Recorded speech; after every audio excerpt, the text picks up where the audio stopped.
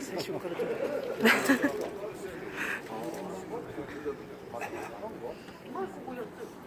閉まってる結構腕疲れるんですけどね。上さん多分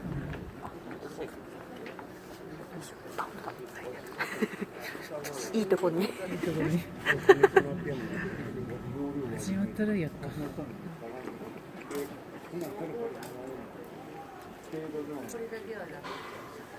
気づいてないよね。いや、多分分かってて知らないふりしてますそう。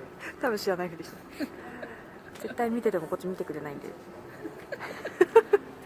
そういう風に見えるけど。いや、恥ずかしがり屋なんだ。基本シャイですね。だよね。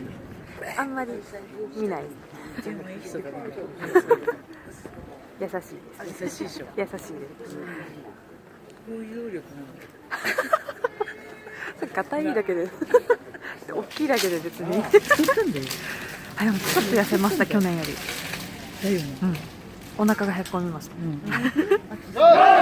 一時期ちょっとピークだったよね。いや、やばかったですねちょっとおばあちゃんいろいろやった時が一番太ってました、多分。そうだった。結婚式前ぐらい。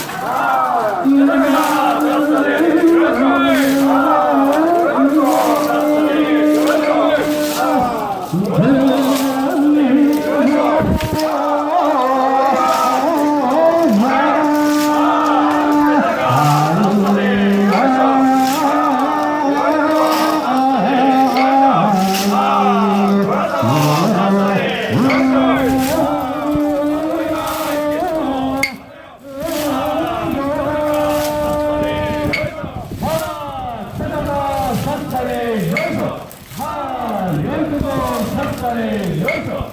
아, 그러나 샷단의 연속. 아, 마지막 시즌으로